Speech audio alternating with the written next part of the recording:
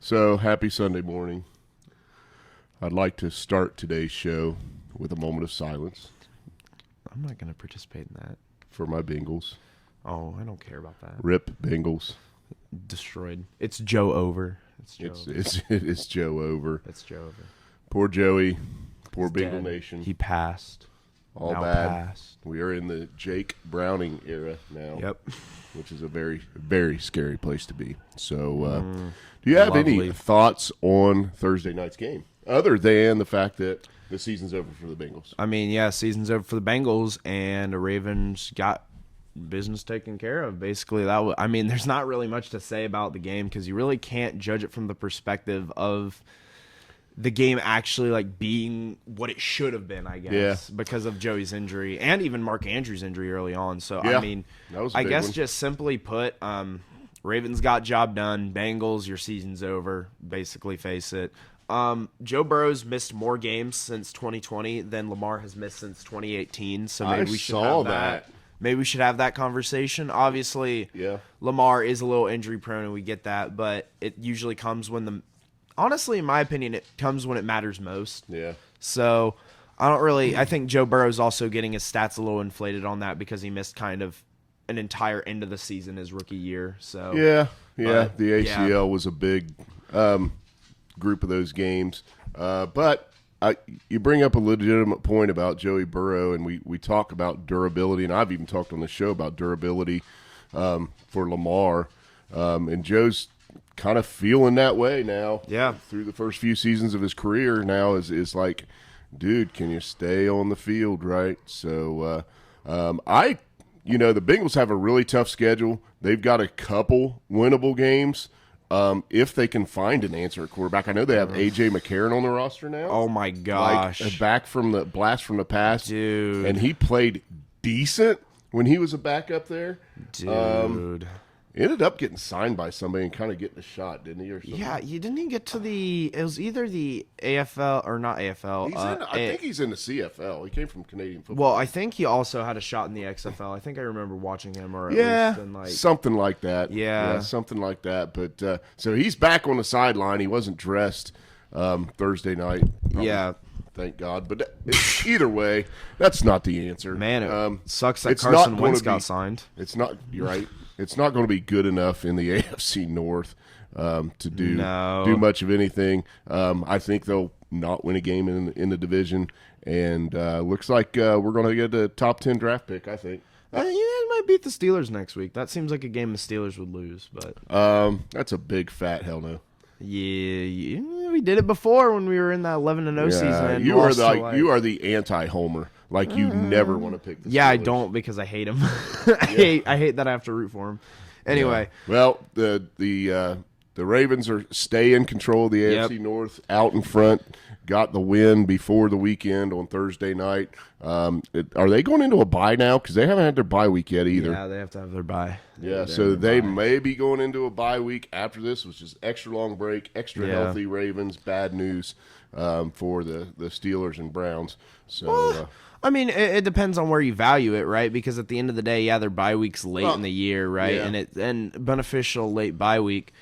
But at the same time, I mean, I think a team gets the chance to overtake the division next week, and that's kind of going to be a huge deal if the Ravens can't really hold on. Because either way, whether the Steelers or Browns win a game that we're going to talk about later, like they'll be in prime position if they win the next two games to actually take over that AFC North. And even if you aren't, going to win the AFC North this year, you're in a pretty good position at 3 losses, right? Yeah. If you win the next 2 weeks. And absolutely. We're crumbling down in the season, man. We're at week 11 now. I mean, Right. So it would be very nice to have only 3 losses by week, 13, 12 after those two weeks of winning, if those teams could pull it off. Yeah. Either way, it's just a weird game. The way it sits now, I think with Watson also out for the season, I think it really shapes up for the Steelers to be looking So more dumb. like the wild card team. I mean, them and the Ravens the only ones that have their starting quarterback. Yeah, right now. we played the Bengals twice and the Browns one Wake more up. time. Come on, big boy. Yeah, dude, Wake up. give me, Give me some juice, man. Dude, all right, we play the Bengals 2 more times, and we play the Browns 1 more time. So, I mean, if we could win those games, then I'm pretty confident. I think we drop our next one to the Ravens. Yeah.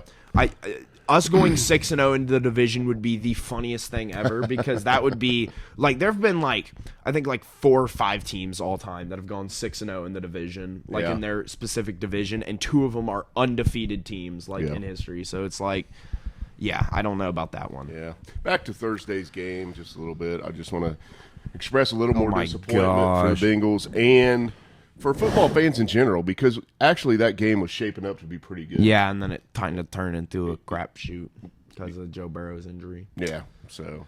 Yeah, you're very depressed this morning. Jeez, Yeah, I'm dude. going to try to find some juice here, try to find some energy so we can get through this. Season over. All right, yeah. It's very hard. Dude, I'm not been even... a Bengals fan my entire life. I lived through some just horrific times. Kajana Carter. And then we have Achilles Smith. Achilles Smith, that's the other one. Yeah, there's a Carson couple Palmer leaving for the Cardinals, and then all of a sudden... Well, the balling Carson out. Palmer knee injury in the playoff game yeah. was freaking brutal. Oh, yeah, man. how about Vontez Burfict killing Antonio Brown, buddy? Yeah. And Adam Jones deciding to hit a ref. That was the payback for the Chemo Von Olhoffen roll-up on Carson Palmer. So Wah. You also injured Le'Veon Bell in the playoffs before that, so Good. you've gotten Good. your... I hope he has a full life, but I don't feel bad about that. Yeah, you've gotten your fair share of killing Steelers players, so don't act innocent, especially with Logan Wilson injuring 3 Ravens out there. I think on we should Thursday. probably get off our personal Yeah. vendettas against our teams. Yeah. I'd rather be in your guys' position than the Steelers because there is no way if listen. I'm willing to hedge a bet here that the Steelers don't make a Super Bowl here this year. I have a hedge a bet that the Steelers don't win a playoff game. You know this I year. have a bet on the Steelers What? to make the Super Bowl. Oh yeah, I remember. I told you Yeah, to do plus that. 5,000. I get Yeah. paid if they make it. Yeah, so. there you go. They're not going to do it either way. No. Yeah, I would rather be in the position where we're losing and getting a better draft pick than sitting here in this false sense of hope that we're going to go and lose a playoff game. Either way, let's get to the rundown. We've talked too much about the depressing right. Thursday night battle for him. Let's go. I got to get over it. I got to move okay. on. We got to get through this season. Let's go. Raiders at Dolphins. Wow, and you give me that stinker, right? But the Raiders are playing better, man. I mean, they look like a little bit better football team. I mean, the spread is 14. Antonio Pierce starting to get it done there in Raiderland. Hey, why not? I'm just going to take a flyer and take the Dolphins. Okay, yeah, I was about to say, holy crap. You almost I'm like, bro, you almost, jeez. straight I'm down taking the over Dolphins in this game, but honestly, the spread being 14 is kind of crazy. there. That is, I kind of like that. I kind of That's like the pretty Raiders in heavy. that. I'm not going to pick it as one of my locks foreshadowing, but yeah. I mean, That's definitely I on think the list. I think if this was at Las Vegas, this game would be like a field goal game randomly. Like just a random game because the Dolphins have been too good against bad teams. They've got to slip up eventually. That's just kind of how the NFL works. Yeah. Either way, I'm still taking the Dolphins. It is a game I'd look at from a wagering standpoint. Yep. Though. Is it 14.5? Well, it's 14. Okay. so- Wow. Yeah. Here we go. We have the Bears at Lions. Another great one. Whoa. I don't Fields know. is back. Great. That's made such a difference in the Oh, I Bears know, season, right? man. My only hope in this At game Lions. is that Fields has a good game and DJ Moore scores a lot of points for me in fantasy. But I'm taking Jared Goff and the boys. They started getting that 1-2 punch rolling, man, Yep. with Gibbs and Montgomery back in the lineup, dude. Yep, They did get that are- rolling last week. They are looking pretty good. And so- again, it was against the Chargers, but the Bears are just as Yeah, that's- bad. Give me that's the a Lions. smelly defense. They just, I Yep. mean, they're going to continue to win. They're going to continue to keep pressure on teams like the Eagles and the Niners. Man, the Lions are dangerous in the regular season. Who knows in the playoffs? But right now, yeah, we'll see. Yep. keep the Lions dream alive, baby. I'm taking the Lions. Next up, here we have, hold up, Chargers at Packers. Ooh, that's the smelly fest of the week, isn't it? Oh, I know. It's Oh, well, I mean, it's like the mid. It's like the mid. yeah, I off. guess they're both. It's like the mid off. I just feel like the Chargers are flailing right now, man. It's just like, Think. yeah, I don't know, but I don't think Green Bay's going to score enough points to stay with them. So Keenan Allen on the injury report is questionable. If Keenan Allen's out, that could be a big problem for that offense. Absolutely. But man, at the Packers, yeah. I wish I'd seen the weather forecast. I might that might have something to do with it because we're starting to get into a little deep into November, so we may have some weather being a factor in games and keeping them low scoring a little closer. Cold. So, but I'm going to take the Chargers. Yeah, I'm going to take the Packers. I'm actually going to inverse you there. So the reason I'm taking the Packers here, like you said, weather. I haven't looked at the weather report, but it is going to be probably a little bit colder. We can just assume up there in Wisconsin. Yeah. And on top of that, I think I liked what I saw out of. I actually kind of liked what I saw against the Steelers. When it comes to the Packers, the Steelers bullcrap is always going to happen, but that's what happens when you play the Steelers.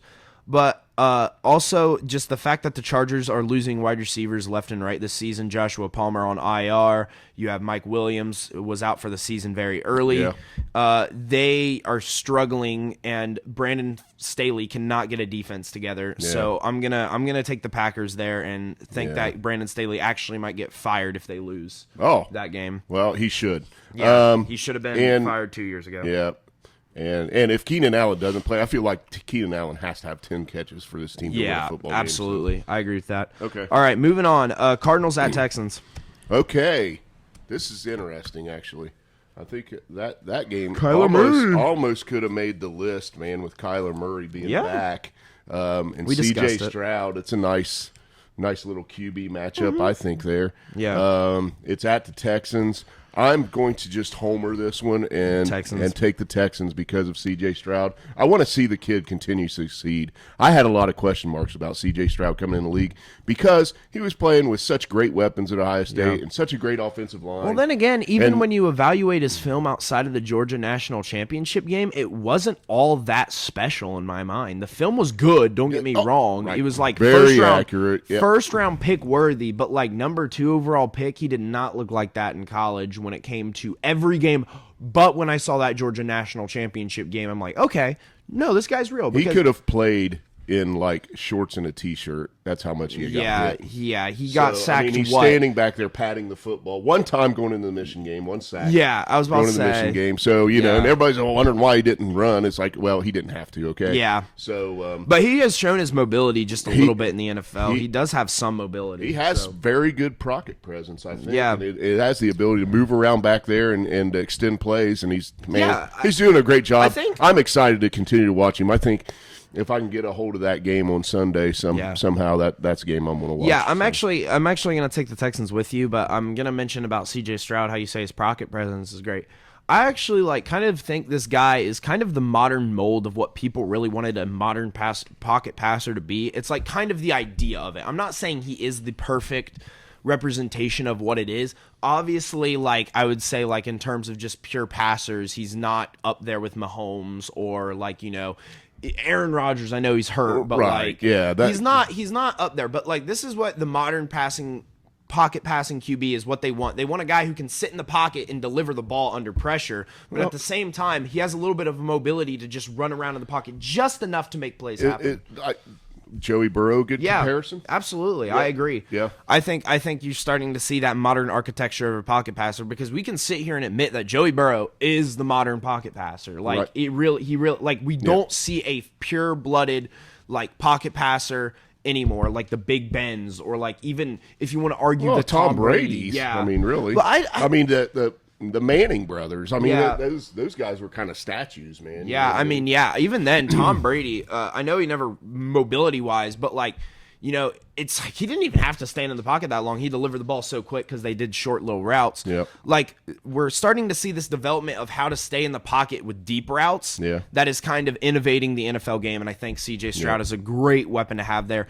On the other hand, the Cardinals, I think this game is very close. I think it's super interesting. I think Kyler Murray is literally doing what I said he would do, is that he's not that bad of a quarterback. He's all right. I mean, he's a good quarterback. He was selected first overall for a reason. I think people are just having this kind of illusion that the Cardinals were losing games, and he was kind of having a rough day with his injuries and just kind of getting around, and that the Cliff Kingsbury era was a complete mess. Yeah. So I think just everything kind of converged on him, and it led to kind of this bad reputation with him, which really, in my opinion, his play on the field is not warranted the reputation that he gains.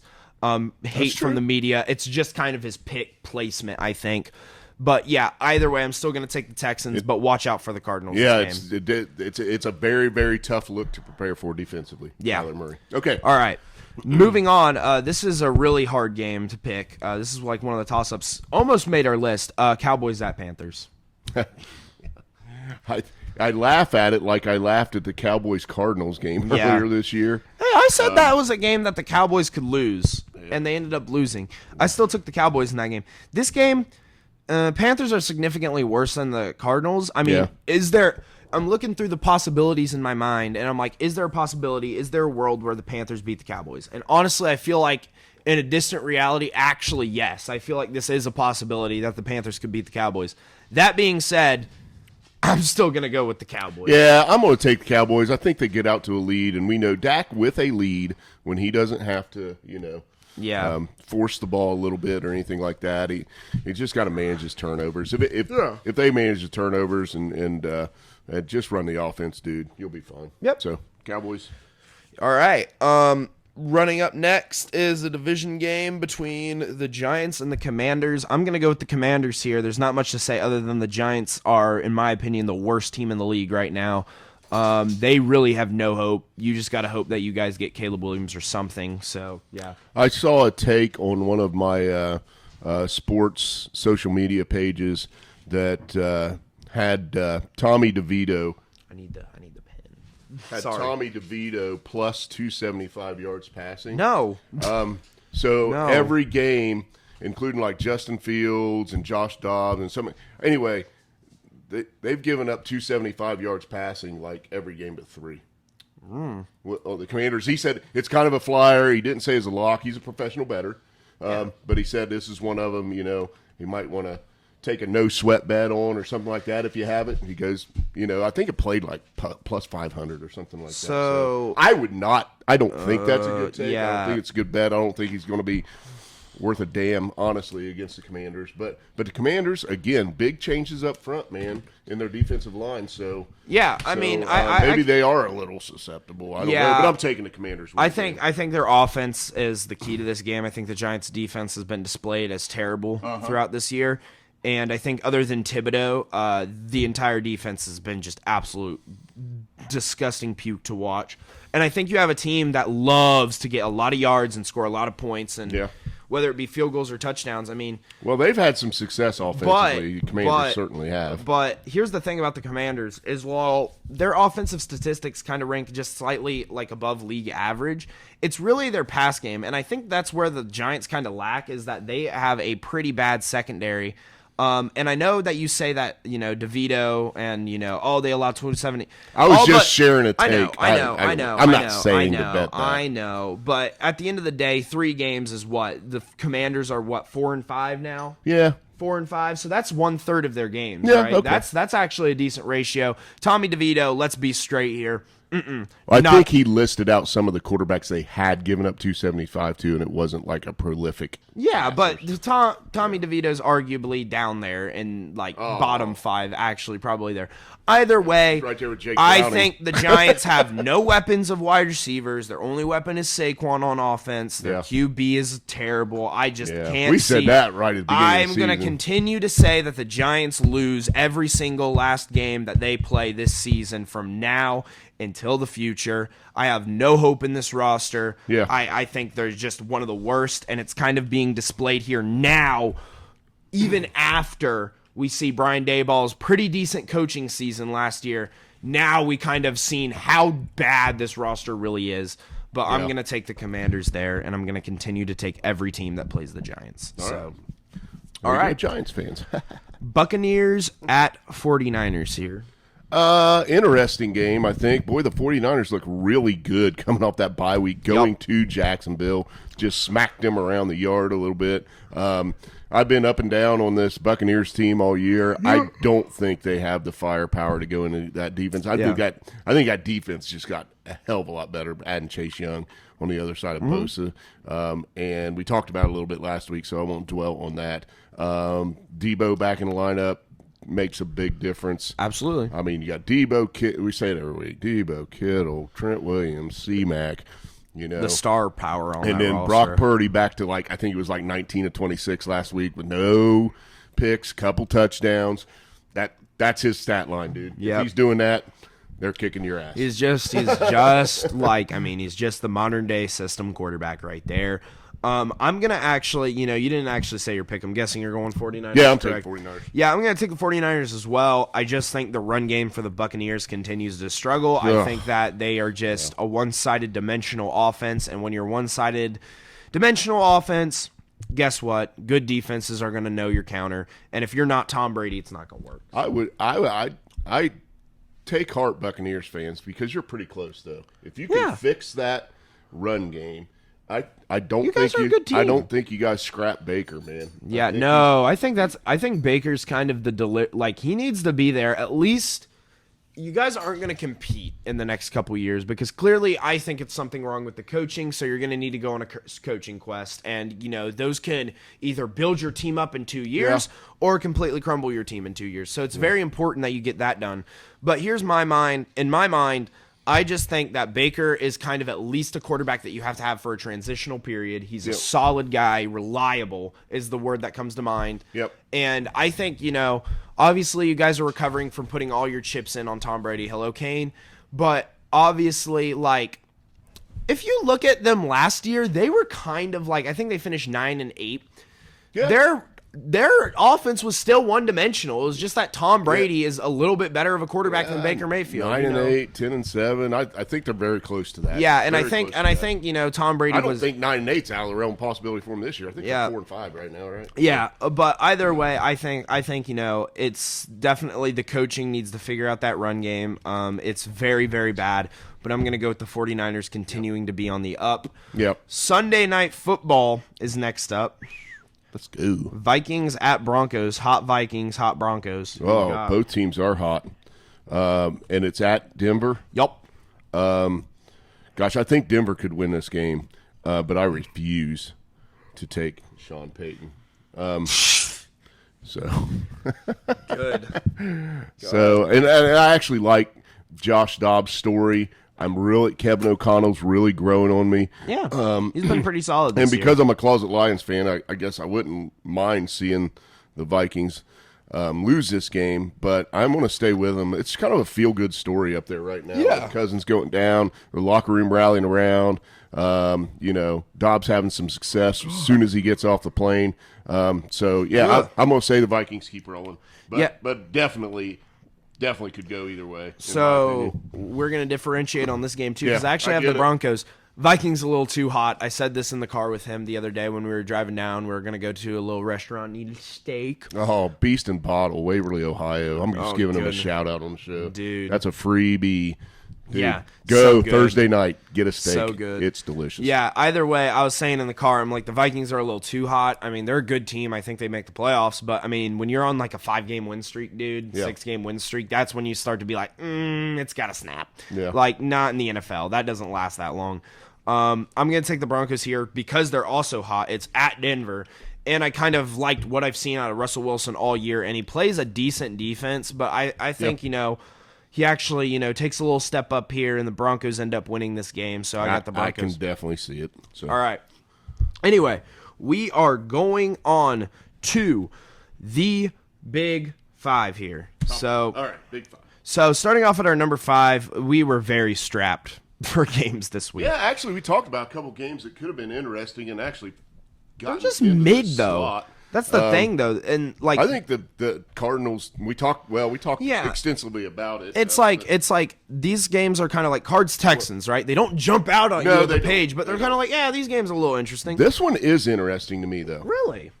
I do not think this is very interesting. The Titans interesting. at the Jaguars. I do not think this is very interesting. I think it's interesting because the Jaguars just got physically manhandled last week by the 49ers. And that's why I don't think it's interesting. And the Titans are going to come at them and be, Mike Vrabel team. They are going to be as physical as they can possibly be. Mm-hmm.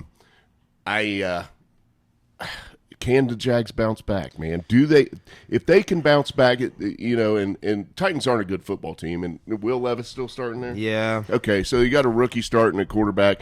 The Titans are not a good football team, but Vrabel's the type of coach where he can get some wins with not a good football team. Absolutely. And they're going to be tough and physical. And this is one of the games where you say, okay, are the Jaguars good Legit. enough to win a couple playoff games and compete for the AFC, right? Yeah. If they can bounce back and handle this game, handle the physicality of the game, so I am going to take the Jaguars. Yep. But be cautious. Yeah, so you kind of just said a lot there that, I mean, I agree with a lot of it, but I don't agree that if you can come in and handle this game, that means you win playoff games. I actually think, the physicality of the Titans is obviously going to, beat them down a little bit, and I think this is going to be a very sloppy game. I think this is going to be a dogfight. I want to see I want to see how they respond. But at the end of the day, you win this game even by I'm talking if you walk out and dominate the Titans, then I'm like, okay, that's great. That's awesome. If you go out and win this sloppy slop fest by 3,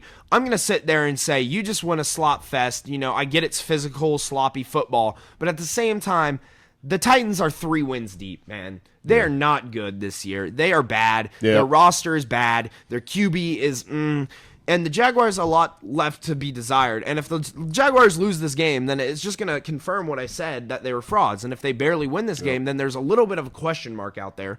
But at the end of the day, I simply think that this game boils down to, the play of Trevor Lawrence. Can he step up?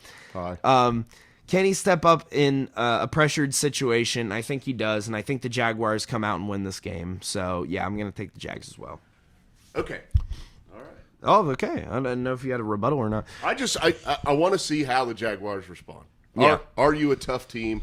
Are you not a tough team? Yeah, right? is physicality the answer to taking down the Jaguars? And if so, what happens if they rematch Pittsburgh, right? Pittsburgh, Baltimore, Kansas City. Yeah. Let me name some physical defense. Yeah, out the there. AFC is huge on in the physical playoffs, yeah. defenses. I mean, you're running into some dudes. Yeah. All right, either way. Moving on, we got another one that's really just a division matchup, but it's interesting because week 1 it kind of whirred the gears a little bit. We have Jets at Bills at Buffalo this time instead of New York.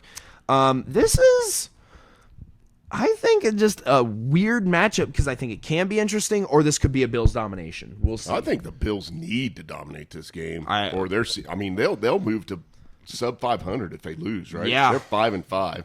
Yeah, if they go to 5-6, man, it is like McDermott might be on the hot seat. Oh yeah, right. I mean, you've got the roster that you thought you needed to be a top 10 team in the AFC. Yep. And you got the quarterback, you got the premier wideout, pretty decent defense.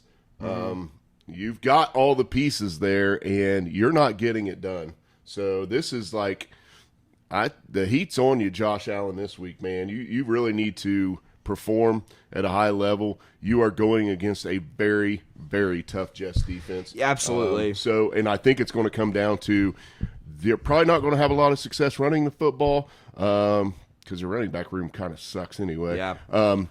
So it's Josh Allen. Hero you ball need to have again. a great game. I think so. And you can't throw 2 or 3 picks, man. Yeah, this is the problem. See, I'm actually going to defend Josh Allen a little bit going into this kind of explanation.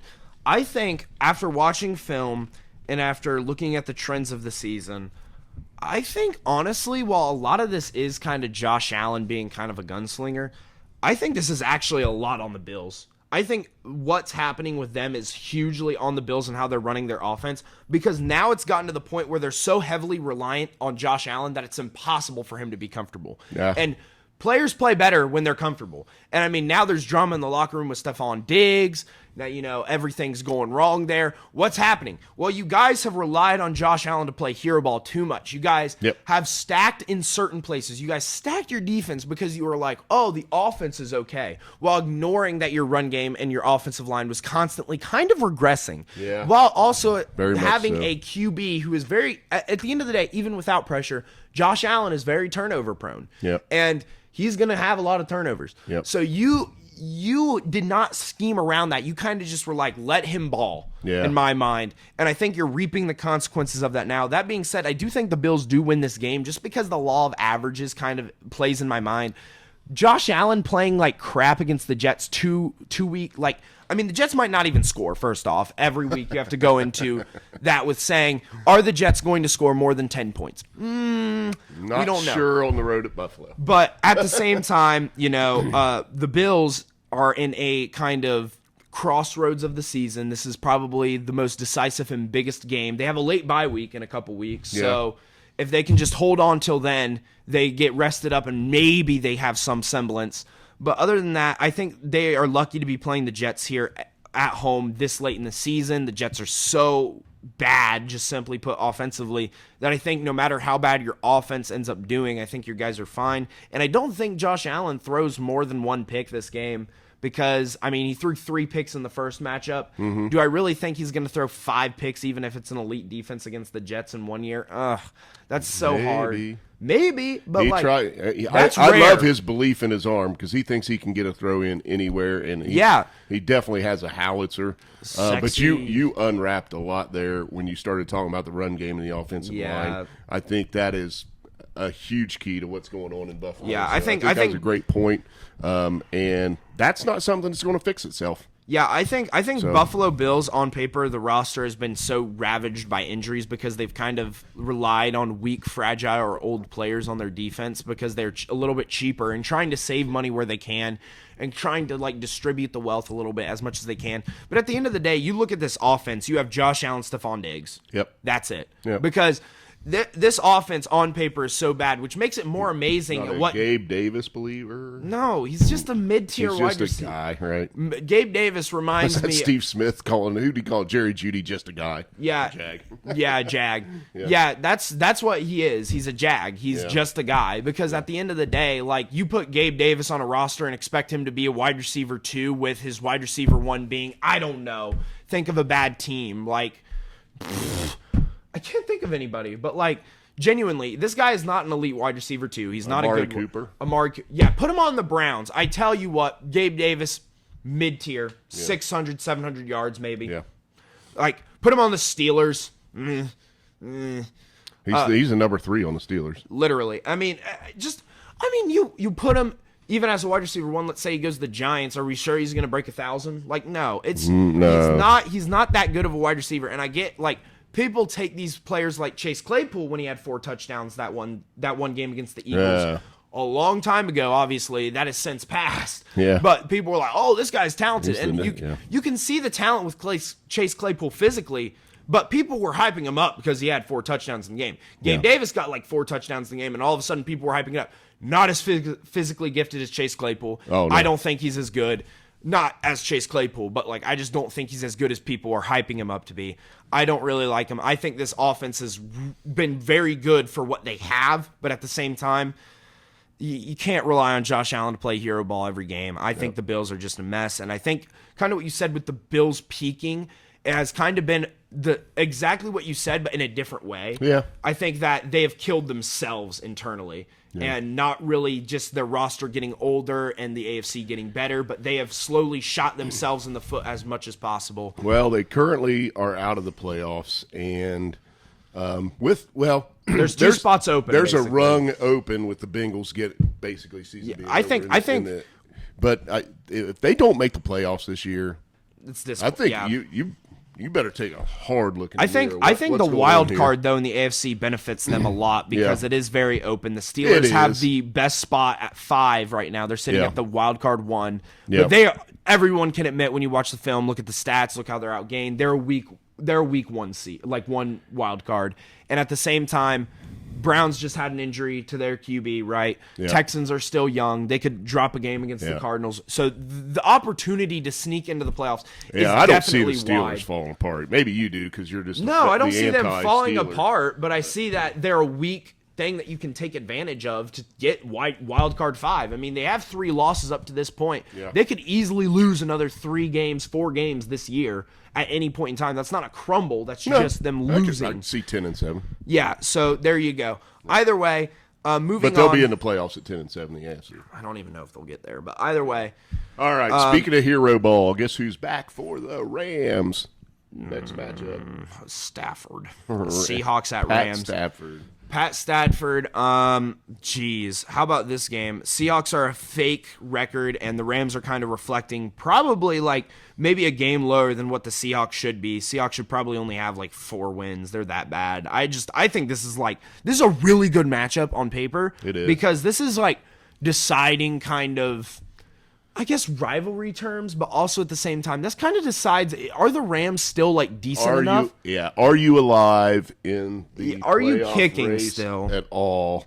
I mean, I don't think they're going to make it there because, I mean, they already have 6 losses, so they have a lot to make up, and they have to get hot. They got to make a run. But at the same time, are you going to make some noise in the NFC is, I think, what this defines. And the Seahawks, you have to go away to L.A., This should be, in my opinion, this should be a game the Seahawks should win.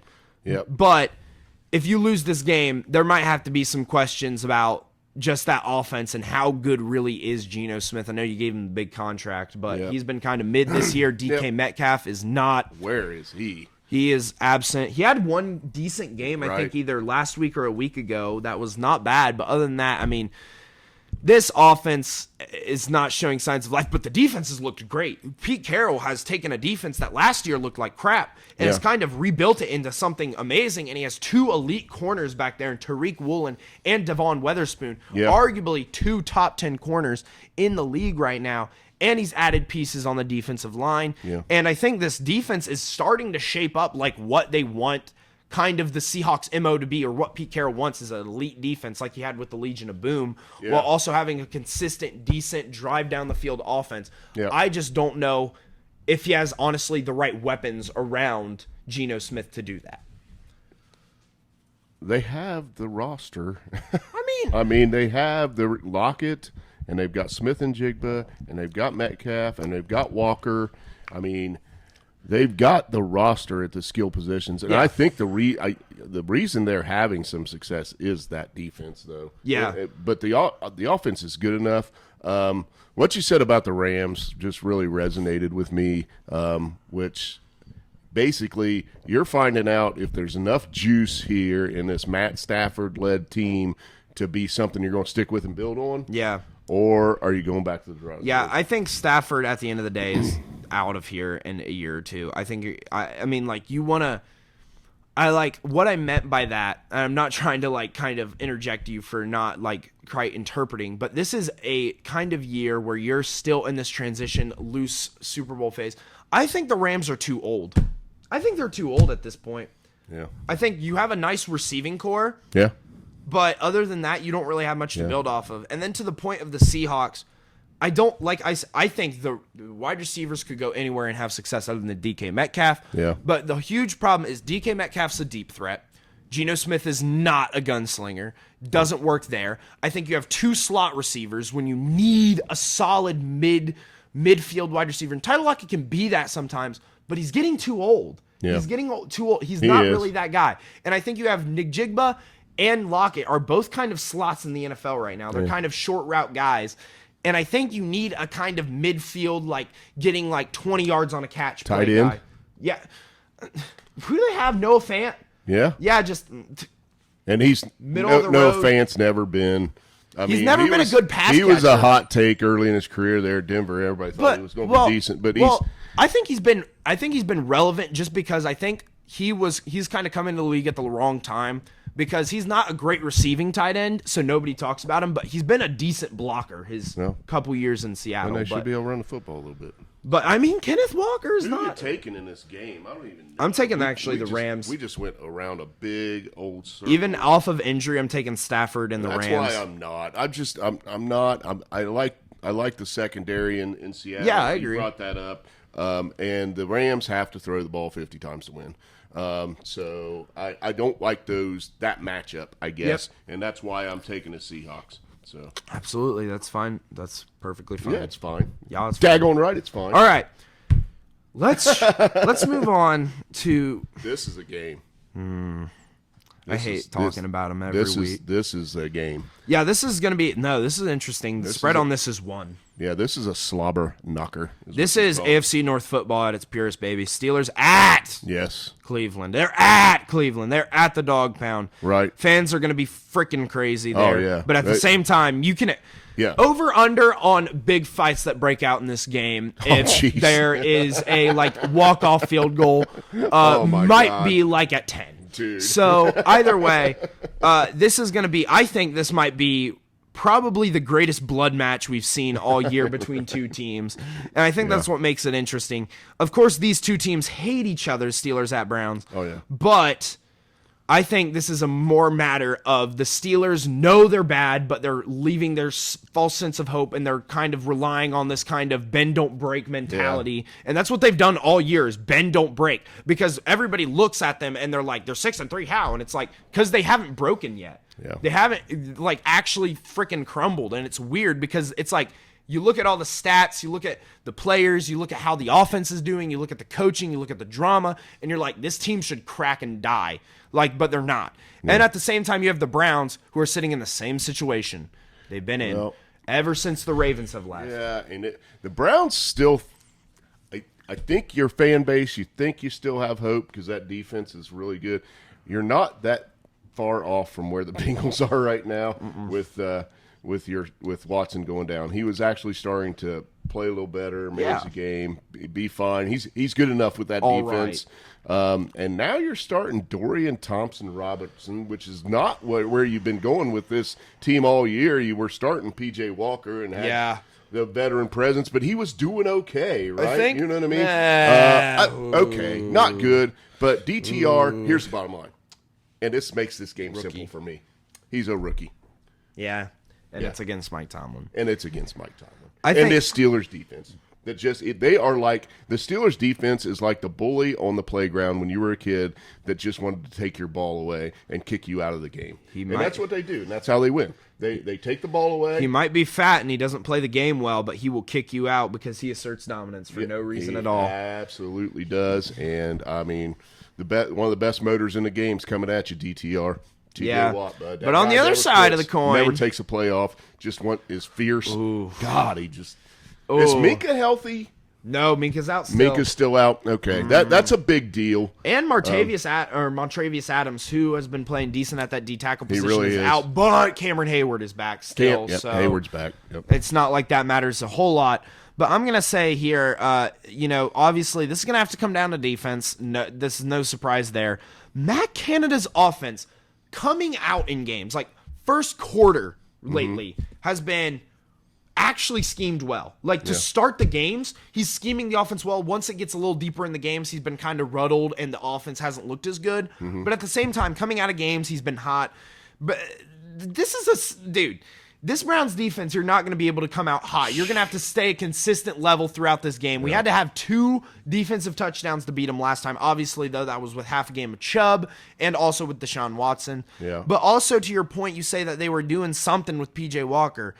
I think this is a complete desperation lob throw of the Browns. They know with Watson going down officially for the rest of the season, they're in desperation mode. Yeah. They need something. They're going to need some offensive They're going to see spark. if it clicks. So I expect. Okay, I get that. But here's the problem here too: is that I know that there's just so much to talk about in this game, and Jerome Ford has had a kind of inconsistent run in the NFL right now. He's kind of had games where he's 16 carries, 110 yards, balled out, right? Yeah. But then on the other hand, you have games where it's against the Cardinals, I think he had 20 carries for 41 yards or something terrible like that. Yeah. Or no, wait, that was Joe Mixon, sorry.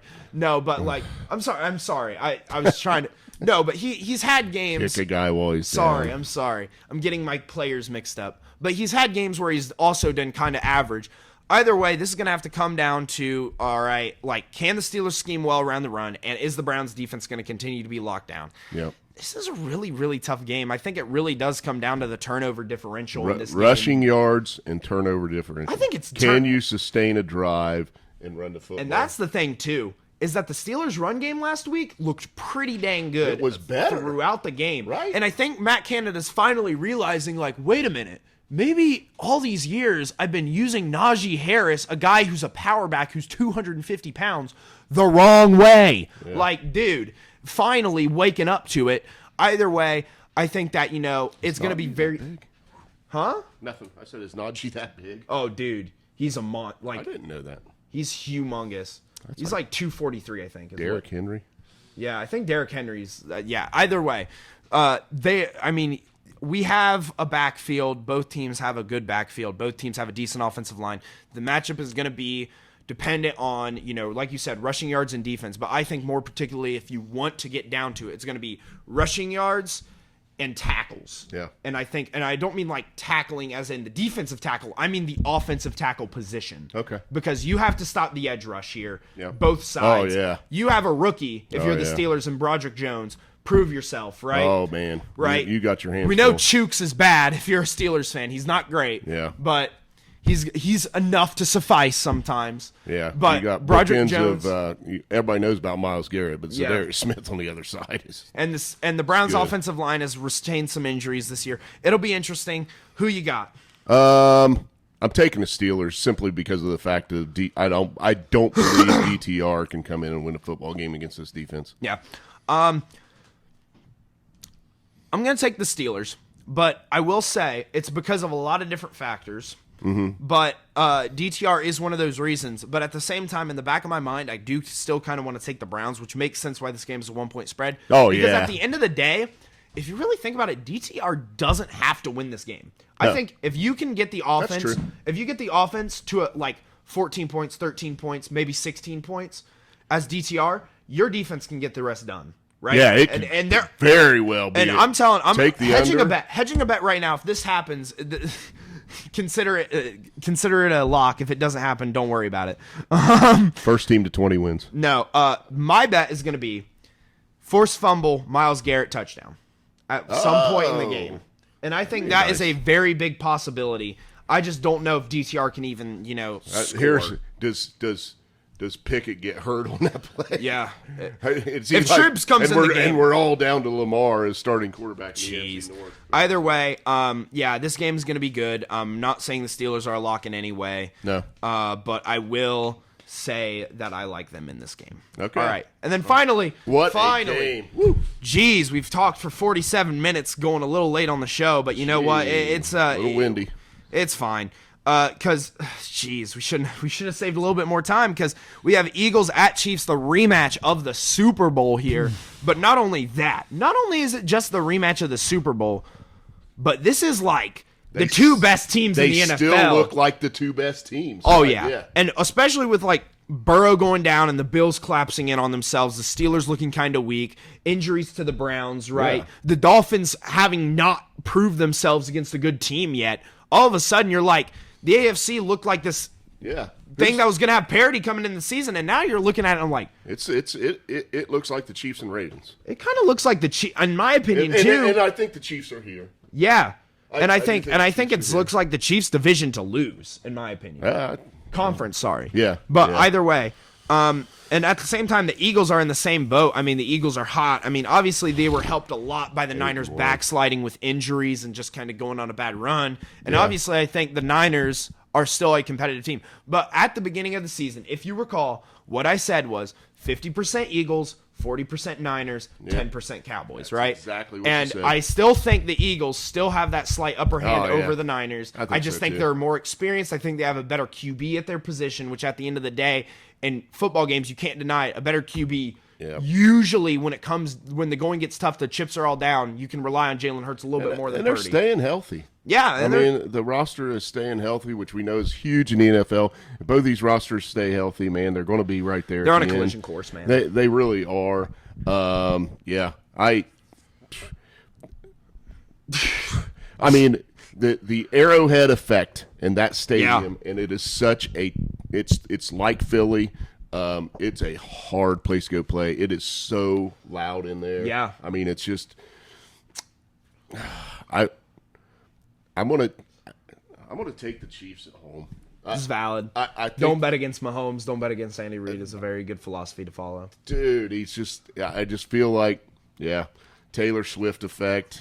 Dude. They're just I think it's going to be a great game. Yeah, I can't wait to so- watch it, man. I'm going to stay up and watch it. for Yeah, sure. so the Chiefs right now are sitting at what, 2 or 3 losses? 7-2, 7-2.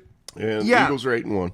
Yeah, so the Philly, or not the Philly effect, sorry, the Arrowhead effect is very, very prominent in this game. Obviously, both these rosters are pretty good. Here's my thing, though, is that there's one factor you didn't take into account. Revenge. Blood. Out for blood. Yeah. The Eagles are going to be Eagles out for wanna blood say at we are least dude. this game. They are going to want to come in and murder these guys. Yeah. Because I'll tell you what, the main goal in the NFL is to win a championship. The main goal is to have that ring on your finger, Yes. right? And to see that you have to play the team that took that dream of getting that ring on your finger away, oh, you want to beat them again to prove, yeah. like, hey, They're, We they're should've got the- that. They're the kid in the schoolyard that got their ball taken away, Yeah. and then they've grown a couple inches Yeah. over the last couple of years, and they're like, "Hey, remember in the second grade, Yeah. bud? Yeah, I'm so back I for think- you. I I'm think- coming back, and I'm gonna give it my shot." I think this game is a product of regular season versus playoff play. And I'm going to take the Eagles. And here's why I say Okay. this, right? The Chiefs are a little better this year defensively and a little worse offensively in terms of the weapons around them. But they're a little bit better defensively. But last year they won the Super Bowl predicated off of one dude, Patrick Mahomes, balling out and just being GOAT, right? That's what I messaged him during the Super Bowl, I'm pretty sure. I don't remember if I was watching it with him or like I messaged somebody or messaged a bunch of people. I'm just saying, yeah, GOAT. Yeah. Like, I picked the Eagles to win that game. GOAT. Like, straight up. And I mean, I think that's what predicates regular season versus playoffs. Like, obviously, in a perfect world, a QB plays the same every game, elite, right? But this is the regular season, and I think that Mahomes steps up his play when the lights get bright. Yeah. And I think that this is not one of those scenarios where the lights are super bright on the Chiefs. This is like, ooh, this is a good game. But at the end of the day, does this game really matter in the scheme of where the Chiefs rank in the AFC and also their division? So I'm going to go with you're the Eagles. saying what I'm hearing you say is, if this was the Super Bowl, I'd probably be way more prone to take the Chiefs. Yeah. But because it's not the Super Bowl and it's just Monday Night Football, just halfway through the season, That's just that we are not going to see the lights are not that bright, buddy. Same Chiefs team as we would see in the playoffs. I tend to agree with your take on this. Actually. And I actually, if I were stacking up both of these rosters, barring the quarterback difference, I think Bar for Mahomes bar, Eagles. is way. I think Mahomes is way better than Hurts. I think the gap is like here. Yeah, but the roster, Eagles, much Yeah. better. Dude, So- I think this is a really interesting dynamic that we see in the NFL. And it talks about star power versus building a solid roster, right? Which obviously the Eagles have more of both, and the Chiefs don't really have that stable of a roster, but they have good star power. Yeah. But I think while the Eagles are even better than star power, I think it just shows how interesting, and I love this about sports. It's so complex because on paper, the Eagles should win this game 24 out of 24 times. Literally, you play 100 times, Eagles should win this 100 times. You just look bar for bar on that roster. Yeah. The Eagles are better in almost every front except QB, basically, and tight end. That's it. I mean, maybe D tackle, but even then, that's arguable. Yeah. Because what's his name? For the Chiefs, Jones. Wait, no, Chris Jones. Chris Jones. Yeah, Chris Jones. Chris Jones.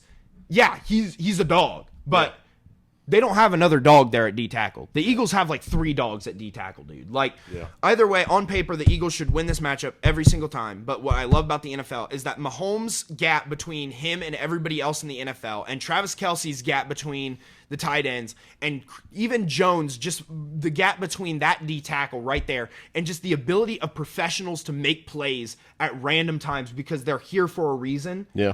Just shows how amazing and interesting the NFL is, how intricate it can be. But either way, I'm going to take the Eagles. He's taking the Chiefs. All right. We can move on because we've talked a lot. Yeah, we really need to move on. Lock and upset, We're hurry going up. lock and upset. So Jump straight into it. Yeah, my lock of the week is going to be the 49ers. So. My lock of the week is going to be the Bills. So Oh, nice. Interesting lock. I don't even know if I have an upset on here. I was so depressed I didn't do enough research. Who is favored in the Steelers-Browns game? Browns. Oh, wait. Yeah, Browns. Browns are favored. Then I'm taking the Steelers. Oh, my That's gosh. my upset. So, wimpy little 1 point. Yeah, I'm going to upset take of the week. Packers as my upset of the week over the Chargers. I don't hit on upsets of the week that often, but I'm pretty sure I hit last week, if I remember right, on the Cardinals taking down the Falcons. You did. So I'm going to take the Packers here. Yeah, I just simply think they come out and win this game. I think Staley gets fired after. So now we go to the betting, which looking at the spread, this week was hard. I mean, really hard for me. I'm going to start off with the Steelers +1, though, because, I mean, they've been pretty reliable past couple weeks, which I know that's weird to say. Well, I think you mentioned it, man. With If DTR they get that in run there, game going with that defense, they Yeah. get a couple field position takeaways. You know, I mean, it has the makings of like a field goal fest. Yeah. Honestly, but Steelers +1. All right. And then the next one I actually have Eagles +2.5. Now, I really like the close spread on this game. Obviously, you knew it was going to be close, but you know what I said about that Super Bowl? I think the Chiefs are significantly worse, and I think this is one of those games, kind of like the early season when they walked into Week 1 against the Lions. Yeah. And it just kind of And I don't think that offense has clicked just enough yet. Maybe this is the game that predicates it. Yeah. I don't know. But I don't think that offense has clicked just enough yet to stay toe-to-toe with You the have Eagles. almost talked me into this. I mean, I don't change my mind very often on games, but I really like what you're saying there on the Eagles. So I can get on board with the Eagles. But Yeah. I'm not changing my pick. I can understand the wager. Yeah, so there's a lot of interesting games. These spreads are either really, really big or kind of really, really small. So you have spreads like 7.5, 10.5, 12, 14, 8, What about 7, that and Commanders game? 9. Is it? Jeez, man. I'm I actually going was to take. thinking it's about 7. If it's 7, 7.5. I'm going to give you 4. I'm going to give you 4 bets this week because I'm going to take the Commanders -9. I wanted to take the Cowboys -17 and a half last week, but I didn't. I did. Yeah, You I know. told me to. I know. We talked about it. But I think the Commanders and I think the Giants are just so bad, and I think they take advantage of a weak opponent. Yeah. And then on the other hand, I'm also going to go Broncos -2.5. I think the Vikings, like I said earlier, too hot. I think they're playing at Denver, and I just think this is kind of the game that Sean Payton needs. Denver is kind of getting it together, and the Vikings defense has not been prolific all year. No. Let's face it. So Yeah. It could be The a game real with question Broncos. mark I can is- see that. The real question mark is going to obviously be Justin Jefferson. Does he play? Does he not play? We don't know yet. Yeah, I've been looking. He's on my fantasy roster. I look at it every single day. They've got a projection for him now. So then he's probably playing. 17.7. But they still have him listed as IR because they haven't made an announcement. So it's going to be like, hey, make sure you check your lineup. But either way, Sunday I morning. mean, I'm going to take the Broncos either way, even with Justin Jefferson as much of a prolific playmaker. All right. Hey, guy we're is- just under an hour there. Big show, man. You know, I finally got a little bit of juice going, but Ugh. Depressed. I'm sorry, Bengals Nation. Dude, I'm even more depressed than you. I have to watch the Steelers play every Sunday, dude. I rather watch my team flail around and What do you lose than. mean? Oh boy, listen, what guys? TJ We're Watt. 6-3, guys. We get to win 0 playoff games and get a worse draft pick. Oh boy, can't wait to see if Tomlin can finally hit on another corner because he's only hit on one in his entire tenure. Oh boy. Get well soon, Joey. right. I'm not listening to this crap anymore. All right, we'll see you guys.